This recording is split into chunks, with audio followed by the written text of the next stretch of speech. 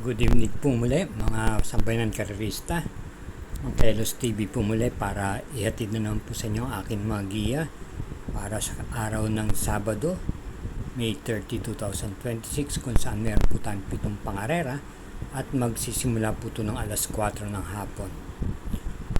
Hari naway kahit paano po ay nakahagip kayo o nakinabang kayo sa ating mga giya nung Friday, May 29, kahit paano.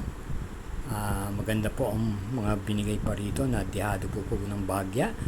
Yung pampremera natin na Beautiful Liana. Gayun din po yung numero 2 na Money for Bifani.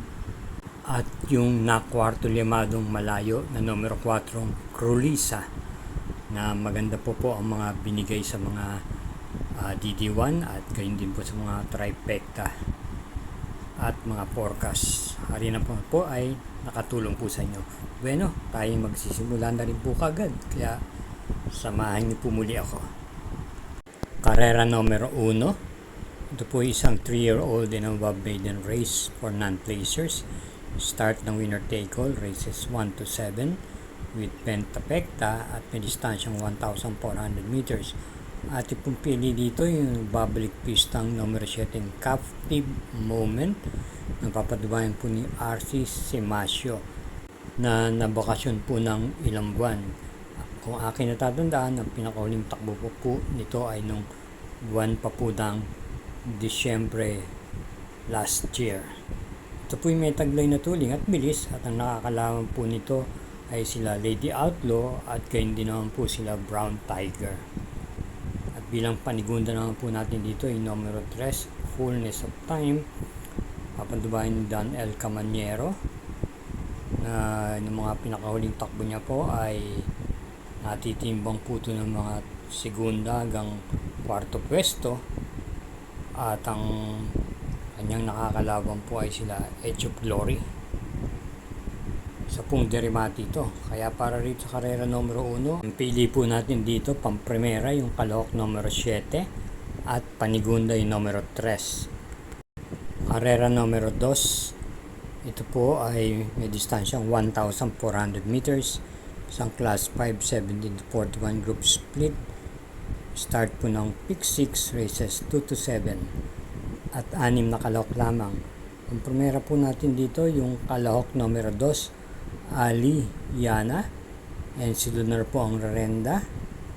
Ito po ay may taglay pong tuling at sa pakiwari ko sa magkakagrupo dito ay siya na rin po ang magdadala ng marcha sa unahan. Bilang panigundo naman po natin dito yung numero 4 Victorious Passion, JL Santiago po ang rerenda. Ito po ay naisusunod itong kabayong to.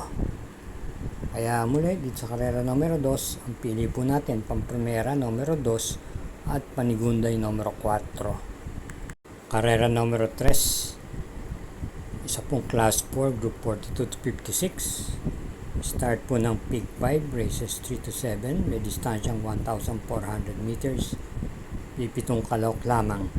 Atin pong pampremera rito yung maganda po ang ikinikilos, yung numero 7 Bloomington. Ito po yung rerenda ni J.A. Pastoral.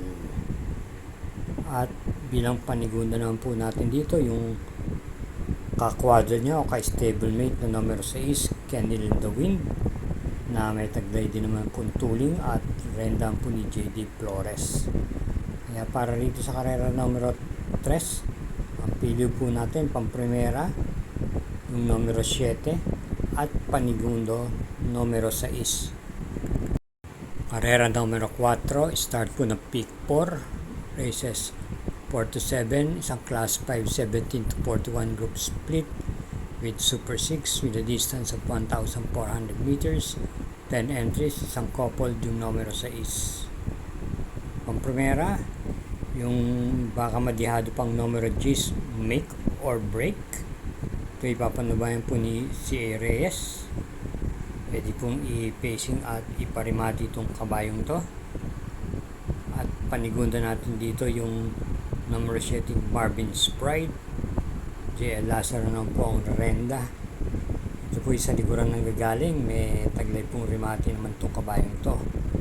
At bilang panerasera po natin dito, yung coupled entries na numero 6, Color Blast, James Torque, na rematista rin po. At yung kakawadyo niyang 6A, Metal Strength na sa likuran din po ng gagaling. Kaya para rito sa karera numero 4, pili natin pag-primera numero 10, Panigunda, yung kalok numero 7, at panerasera yung coupled entries numero 6.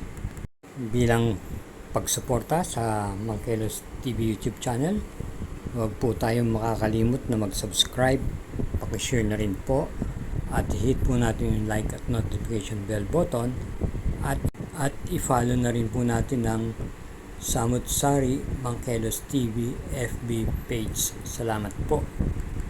Karera numero 5 with Pentapecta, isang class 4 group 42 to 56. May distansyang 1,400 meters with Pentapecta. Meron tayong 8 entries. At pong pili at veterano sa mga stakes container at sa palay ko, medyo lamang po ito rito, yung numero 8 open billing. At ito ay isang deremate. Ang din naman po sa kanya ang distansya at ang kanyang post position na nasa labas. PR Dalema po ang muling renda. Bilang panigunda po natin dito yung kalahok numero 5 Perpetuator ni RC Baldonido. Ito po ay isang imported horse. Kaya para dito sa karera numero 5, ang pili po natin dito 8-5.